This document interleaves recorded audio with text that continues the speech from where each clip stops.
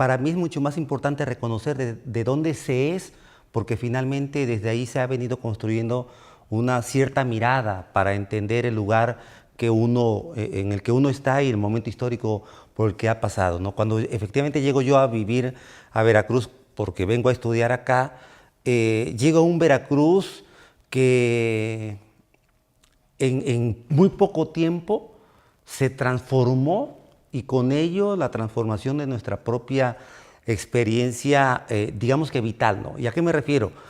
Llego yo a Veracruz por ahí de la mediados de los 80 y se cuenta en el libro, ¿no? A mí me parece que ese Veracruz ensimismado, ese Veracruz que se fue saliendo de sí conforme fue avanzando la ciudad, es el Veracruz que me parece es el motivo de lo que aquí se cuenta.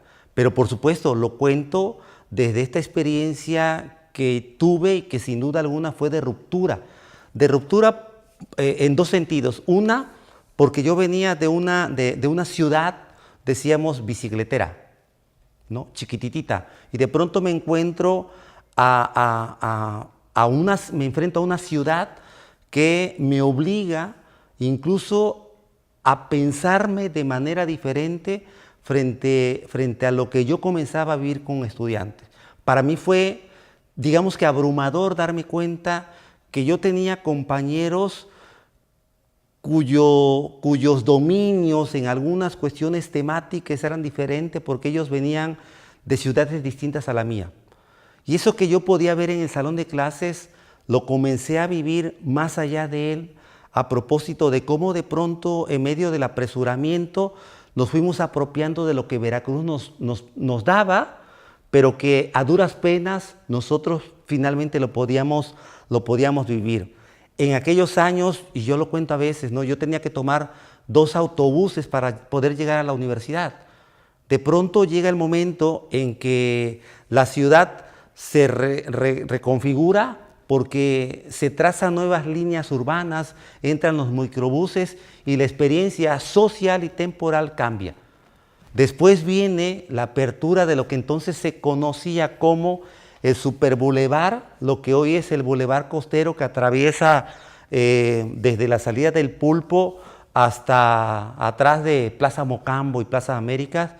Y eso cambia mucho. ¿Por qué? Porque se abre un corredor diferente para vivir una experiencia urbana de manera diferente. Pero uno solamente lo escuchaba porque no tenía la posibilidad de vivir lo que se decía que ya se estaba viviendo como una oferta diferente a lo que se venía acostumbrando en Veracruz.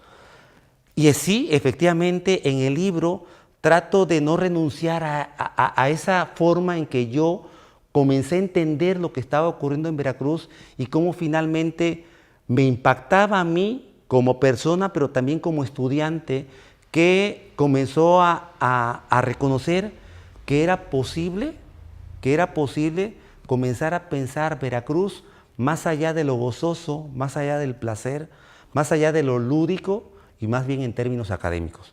Otro momento, y eso sí para mí fue clave, fue cuando yo estaba entrando a la maestría y me tocó estar en la presentación de un libro.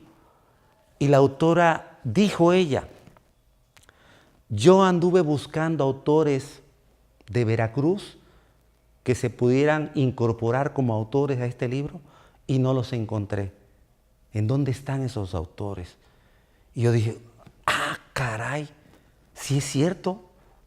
Y entonces yo asumí como una oportunidad para comenzar a colocar a Veracruz como lo que decía al principio, un objeto de interés que me permitiera desde mi disciplina vivirlo, entenderlo de manera diferente, sin renunciar a la experiencia placentera. Por eso el tipo de trabajo que está en el libro y la forma en que los analizo, los reflexiono. Ahora bien, tú hablas acerca de cómo se demuestra esto. Yo creo que precisamente una de las cosas que tenemos que aprender a reconocer en ciencias sociales, porque incluso se puede decir que la discusión en torno a esta demostración de lo que se decía objetivamente tendría que ser la tarea del investigador. Lo cierto es que eso no ha sido más que una construcción social, ¿no? Desde las comunidades científicas y un lenguaje que trató de desprenderse, ¿no? Desligarse de lo que finalmente nos constituye como seres humanos. Lo cierto es que no es posible eso.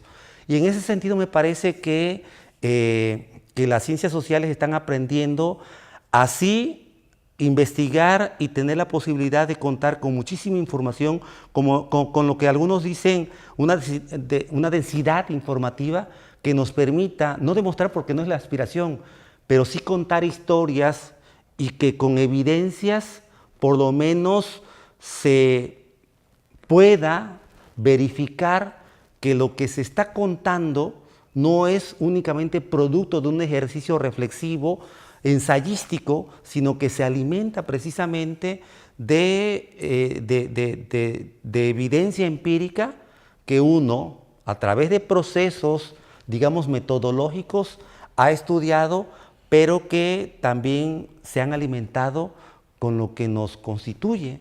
Este momento histórico que estamos viviendo no lo podemos hacer a un lado.